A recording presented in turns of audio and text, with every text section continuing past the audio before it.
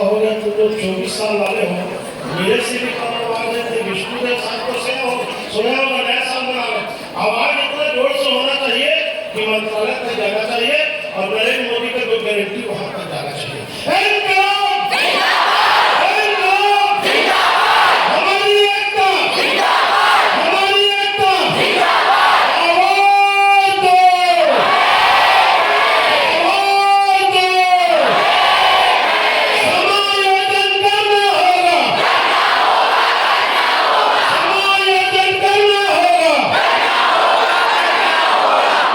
साथियों, इस आवाज में इतनी ताकत है कि तूता का धरना स्थल हिलने लगा तो सरकार भी हिल जाएगी, चिंता मत करिए। मैं आप लोगों से क्षमा चाहूंगा, आज मेरे घर में मेरी सगी बड़ी भाभी का वार्षिक श्राद्ध था, आना था लेकिन मैं लेट आया। कल परसों और आऊंगा।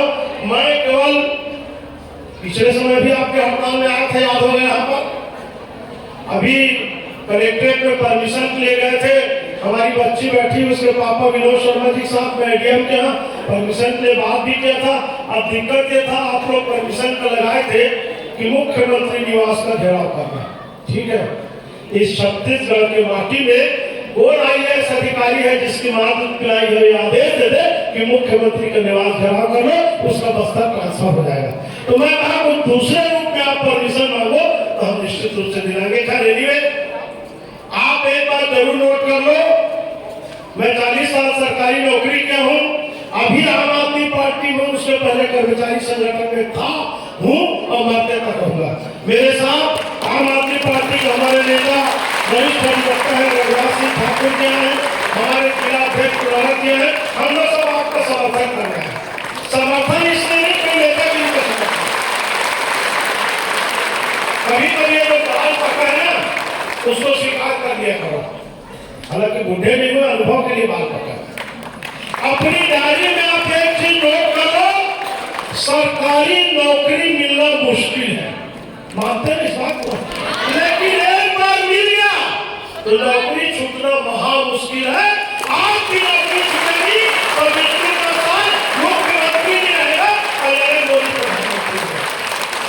बस आप आंदोलन करिए, अपनी ताकत दिखाइए और आपके सामने इस छत्तीसगढ़ की माटी में 2018 का इतिहास है।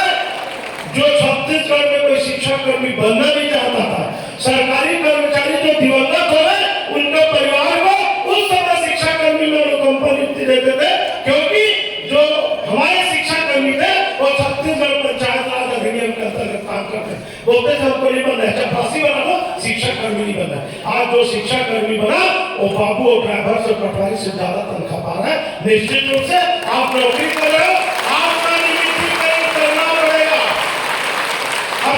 हाथ उठा के छत्तीसगढ़ ही करते हैं।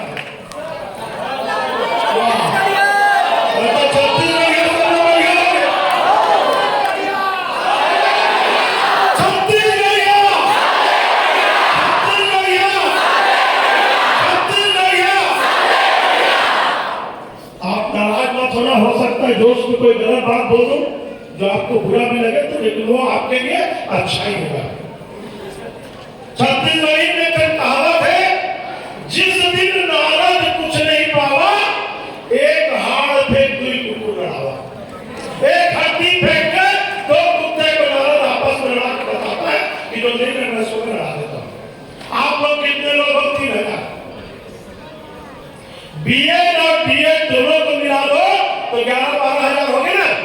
छत्तीसगढ़ में 33,000 शिक्षक का पद खाली है और ये भर्ती नहीं करता। ये आपको आपस में लगा के उनका कोर्ट, उनका न्यायालय, आपका नौकरी, उनको भी नौकरी रखा, हमारे बाप का नहीं जाता। कोई कारण है, हम उनका विरोध नहीं कर रहे, लेकिन एक चीज बताओ, जो ऑलरेडी नौकरी है उसके बारे में आप गलत निर्णय लोगे और जो नहीं है उसके बारे में सही निर्णय लोगे।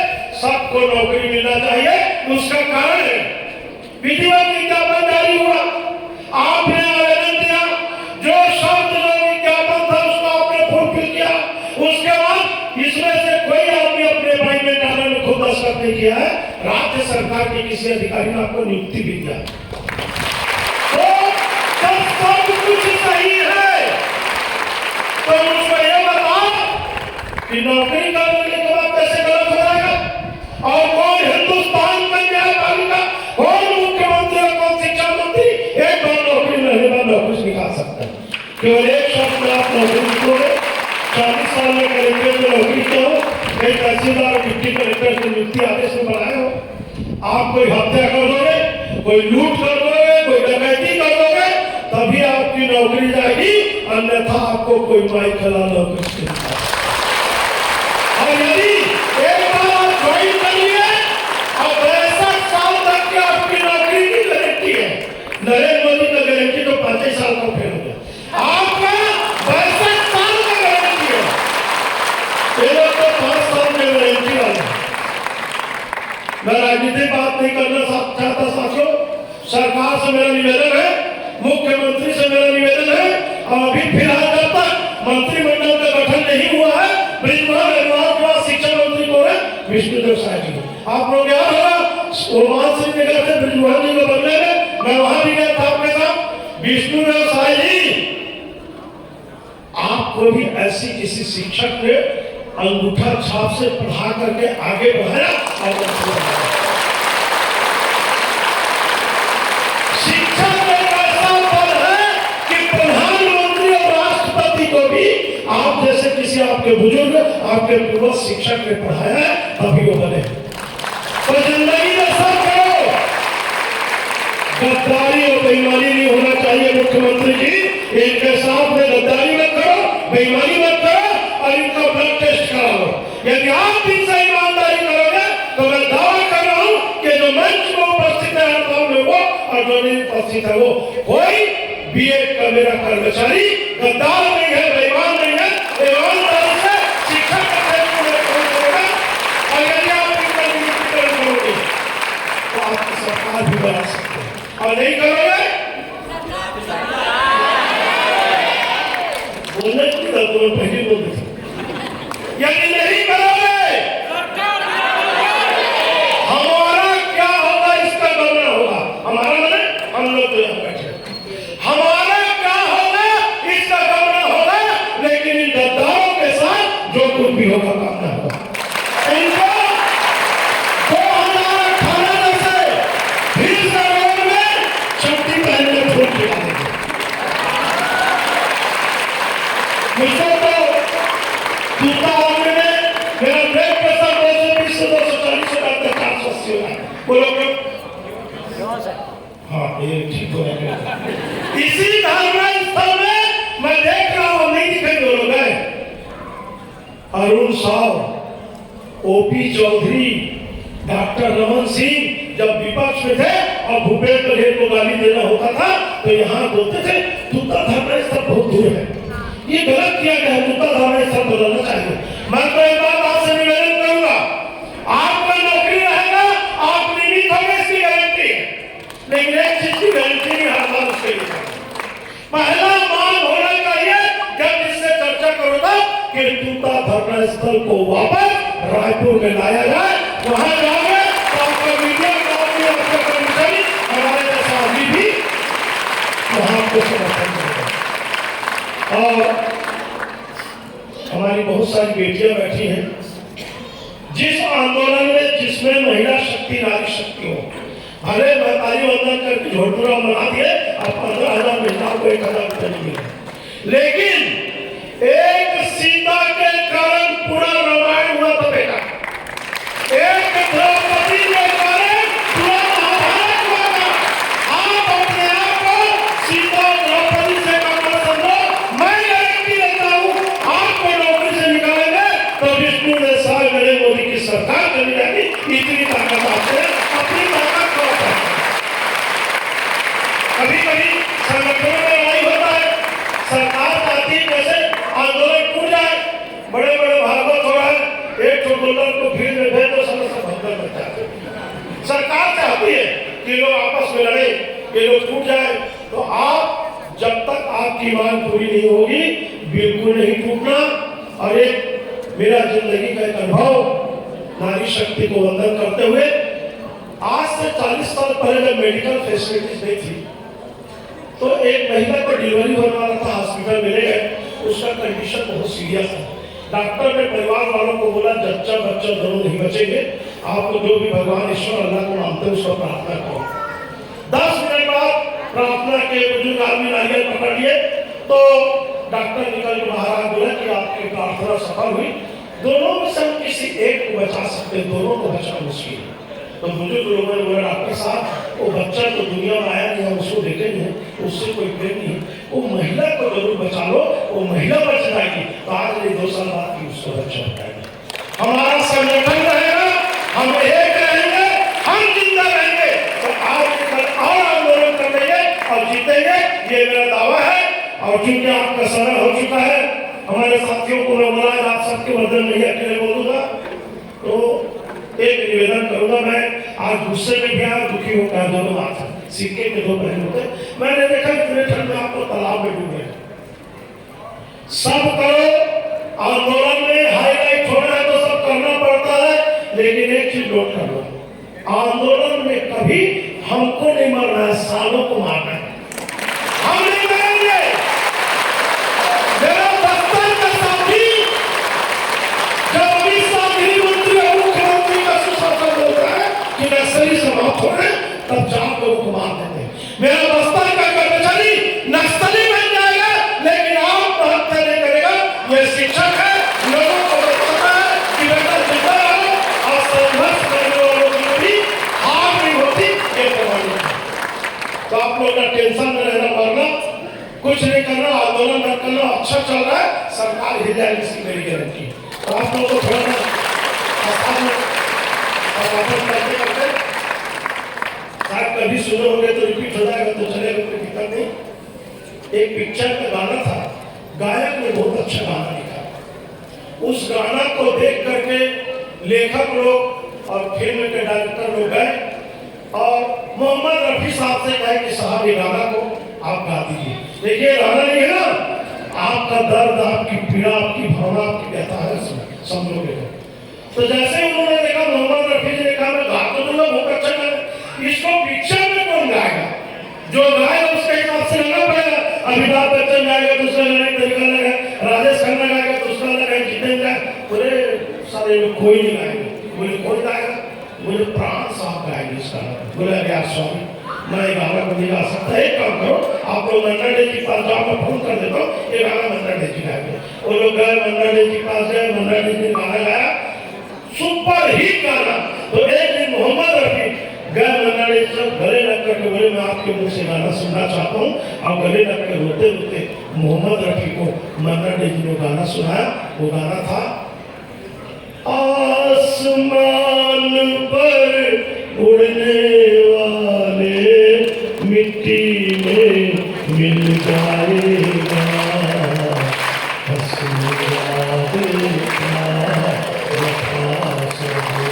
बात होगा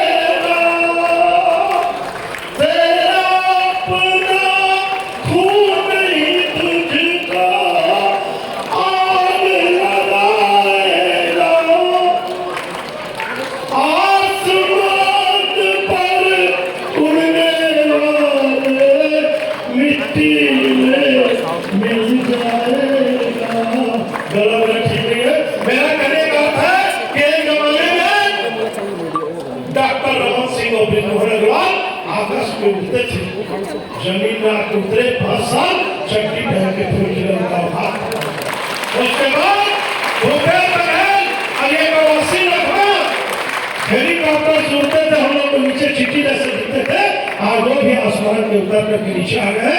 विष्णुदेव साई जी, ये जूता धरने स्थल का गाना नहीं, हड़ताली मेरे दिए नवयुवकों की भावना है, इनकी आत्मा करुणाओगे तो कितनों आसमान में उड़ जाओ। 2028 के पहले तुम भी इसी जमीन में आओगे और इसी जूता धरने स्थल पर आज ईश्वर ने आपको ताकत दिया है, आपको मौका दिया है, इनके जिंदगी को बढ़ा दीजिए। और आपको बता दूं, हम लोग पुराने नौकरी वाले मोतीलाल वोरा जी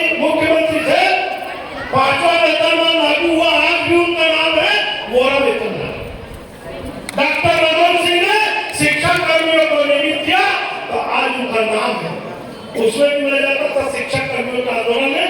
आप समायोजन की बात कर रहे बहुत अच्छा, लेकिन आज टेक्निकल पॉइंट ये भी सोच रहे थे समायोजन तो होना चाहिए, शिक्षा विभाग में आपको टीचर रखना चाहिए, लेकिन जिस दिन आपकी नौकरी लगी है from the date of appointment आपकी सीनियरिटी काउंट होनी चाहिए। मैंने शिक्षा कर्मियों को आंदोलन में वो लोग बोलते थे हमारा संविलियन किया जाए। 1961 में पहली बार नगरीय निकाय के पंचायत के शिक्षक स्कूल शिक्षा विभाग में रेगुलर हुए। आज भी उसमें से कुछ शिक्षक जिंदा है, अमीर सिंह गरेवाल जी सरदार है, शेख जुम्मन जी है, उनका 61 में संविलियन हुआ, लेकिन 54, 55, 58 की उनकी सीनियरिटी खत्म हो गई। मैं शिक्षा कर्मियों को बार बार बोलता था, आप मेरा नाम लेकर पूछे मैं आज उसको रिलाइज करते कि आप संविलियन की बात मत कीजिए, आप बात कीजिए हमारी सेवाएं पंचायत विभाग से शिक्षा विभाग में हस्तांतरित होनी चाहिए, ट्रांसफर ऑफ सर्विस। और नहीं हुआ तो 2018 में पहला लाख जो रेगुलर हुआ, आज भी उनको पेंशन और अनुकंपा नियुक्ति के लिए भटकना पड़ रहा है। जो 1998, 2004 और 2008 के नौकरी वाले थे, 15-20 साल नौकरी उनकी सीनियरिटी चली गई, उनकी नौकरी 2018 से काउंट हो रहा है। तो जिस दिन आपके नेता लोग सरकार से बात करें हमने कोई सत्ता का दुकान नहीं चलाया है, हमने कोई कवासी लखपत टाइप का महादेव शराब का दुकान नहीं चलाया, हमने छत्तीसगढ़ में शिक्षा दान किया है और शिक्षक के रूप में काम किया है। जिस दिन हम अपने स्कूल में ज्वाइन किया उसी दिन से हमारी सेवाओं की गणना होनी चाहिए, नहीं तो बाद में आपको नहीं जाएगा। इस बात को पहले नंबर पर रखना और उसके बाद पीतल भरने की बात करना। मैं अपनी वाणी को विराम देता हूँ। वैसे तो बड़ा बुरा लगता है ये कहूँ कि यार आपका आंदोलन और चलते रहे। मेरे हिसाब से आज 12 बजे सरकार से चर्चा हो जाए और आपकी बात पूरी हो जाए, आंदोलन चलना चाहिए, क्योंकि आंदोलन लेकिन आंदोलन चलेगा तो मैं जरूर आपके पास आऊंगा। और ना मालूम भगवती ने ऐसी ताकत दिया है कि आप बोलोगे मैं रात भर बोल सकता हूँ। तो जब आपको कष्ट हो, पीड़ा हो, ऐसा लगे कोई बोलने वाला नहीं है, मैं अच्छा गाना भी गा सकता हूँ, अच्छा कविता भी बोल सकता हूँ और समय समय में भागवत गीता की कथा भी आपको सुना सकता हूँ।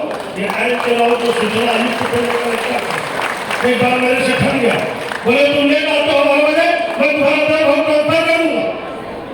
एक नेता सामने ऐसी मेरे को चेम्बर में डाल दिया, मैं तो सुना था गुलामी की जंजीर से स्वतंत्रता की शान अच्छी है, अरे ऐड चलाओ तेरे हजारों की नौकरी से मेरी 5 दुकान अच्छी है, 5 दुकान चलाऊंगा लेकिन तुम्हारे सामने मैं डरूंगा नहीं। तो साथियों शिक्षक है, शिक्षक कहेंगे शिक्षक थे और भविष्य में इससे कोई शंका मत करना। शंका करोगे तो लड़का मिल गया था, केवल दबाव लगा रखिए और हम जो टीवी वाला मीडिया वाला मिलेगा उसके सामने में आपके बारे में बोलेंगे और ये विरोध करेंगे कि चलो भारत का सुप्रीम कोर्ट और संविधान के बारे में बहुत बोल रहे हैं। भारत का संविधान और सुप्रीम कोर्ट बोलता है इक्विटी बिफोर लॉ, कानून के समक्ष समानता का अधिकार। यदि मेरे बीएड के शिक्षकों को आप नौकरी से निकालते हो चलो हम स्वीकार कर लेते हैं, लेकिन भाजपा के जितने मंत्री सबको नौकरी से निकालो, भाजपा के जितने विधायक हो सब तो कानून में समानता होगा ना। ये कौन सी बात है? गरीब मांगे तो भीख, आदमी मांगे तो चलना है, हिंदुस्तान में चल रहा है गोरख धंधा है। वारे पड़वा तुम खिलाओ तो लाठी है, हम खिलाओ तो खाए वाला धंधा। तो मैं बता रहा था कि बहुत बोल सकता हूँ, कल परसों फिर आएंगे आप लोग बिल्कुल हिम्मत से। और हर मेरी बेटी जितने बैठी महिला में आज से बीएड के शिक्षक का समझो अपने आप को, अपने मम्मी पापा को घर में जाना तो बोला है पागल पंडित आया हमारे मन में, वो बोला है आज से तुम सीता द्रौपदी बन गए। और देखो ये पृथ्वी नहीं हिलेगा तो मेरा नाम बदलना आपकी निश्चित होगी। और आखिरी बात, मेरा नाम है विजय कुमार झा। अपनी बड़ाई करने में कभी कभी मजा आता है। विजय झा के ऊपर कभी मत करना शंका, अकेले हनुमान ने जला दिया था लंका। तो जिस मंच में मैं रहता हूँ मेरा नाम विजय है, कि नोट करके रख लो, आपकी जीत होगी, आपकी विजय होगी, आप पराजित नहीं होंगे, इसकी गारंटी देता हूँ। मोदी की गारंटी फेल हो सकती है, विजय झा की गारंटी इस धरती पृथ्वी में कभी फेल हुई है न होगी। आप सबको धन्यवाद, आपने बोलने का मौका दिया। जिंदाबाद।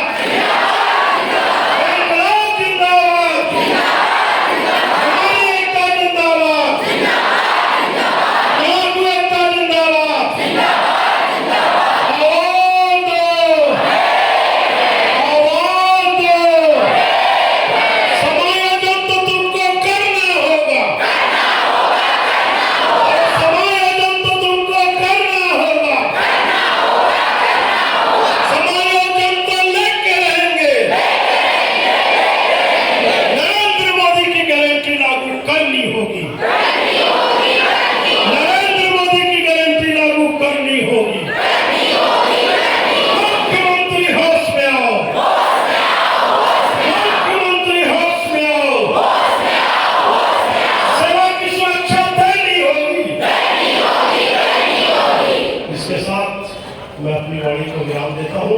आप लोगों से निवेदन करूँगा, एक बार मैं सामने खड़ा, एक साथ जोड़ना पीछे में नारेबाजी करके ऊपर से वीडियो बनाओ और प्रधानमंत्री का जो वेबसाइट है उसको भेज देना कि छत्तीसगढ़ में क्या हो रहा है उसको पता होना चाहिए। आप सबको हृदय से बहुत बहुत धन्यवाद।